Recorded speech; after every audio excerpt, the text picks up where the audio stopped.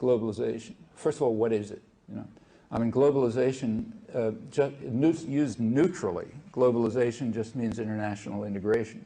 Okay, everybody's in favor of it. I mean, it's been the core principle of the left and the working class movement since their origins. That's why every union is called an international. Okay, everybody's in favor of globalization.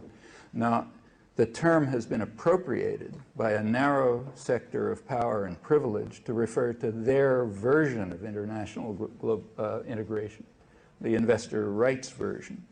And that makes sense for them to try to to own the term, because anyone who's opposed to their version then becomes anti-globalization, meaning some kind of primitive who wants to go back to the Stone Age or something like that.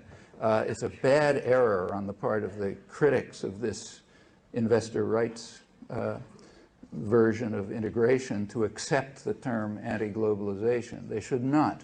We're all in favor of globalization. The question is it going to be in the interests of people or in the interests of private power?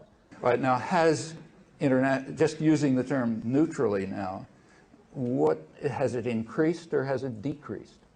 Well, in many respects, it's decreased. Take what Adam Smith meant by it, okay? You're supposed to love Adam Smith. The core of free trade, according to Adam Smith, is what he called free circulation of labor, meaning people can go wherever they want. If you don't have that, you can't begin to talk about free trade. Well, if we measure that, what's happened to globalization? Globalization in the sense of movement across borders, that's declined. And in fact, what has increased, on the other hand, by other measures, globalization has increased very fast, like movement of capital. So increase of capital flow across borders has just escalated astronomically in the last 25 years by the breakdown of capital controls. The Bretton Woods system, the preceding 25 years, was based on control of capital movement. By that measure, there's more globalization. You measure by people, less globalization. By capital movement, more globalization. In fact, you see it very dramatically in the U.S.-Mexico relation. So the U.S.-Mexico border, it was militarized in 1994 under Clinton's Operation Gatekeeper. It was militarized in order to stop the movement of people across the border. That is, to cut back international integration.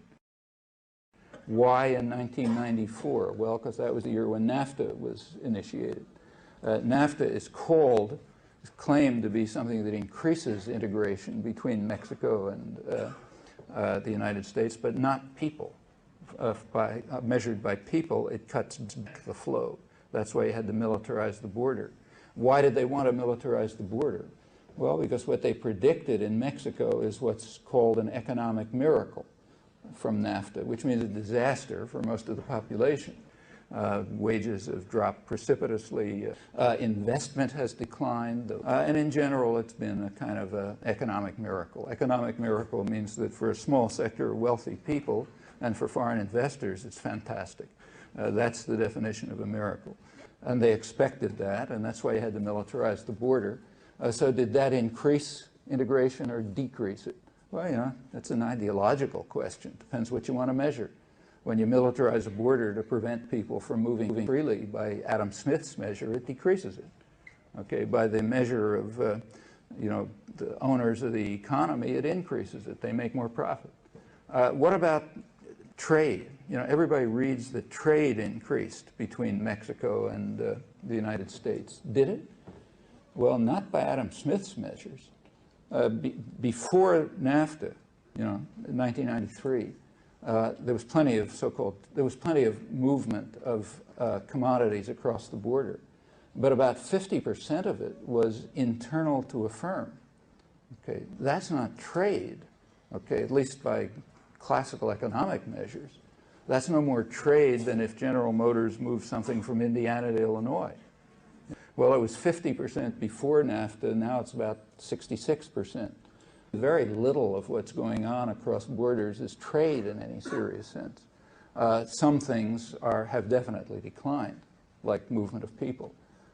In the case of NAFTA, not just by accident, by militarizing the border. Just a day or two ago, Bush announced further militarization of the border. That's cutting back international integration. I mean, pretext is drugs, but you know, that's pretext for anything. So you just can't answer these questions simply about globalization. There's just too many different ways of looking at it.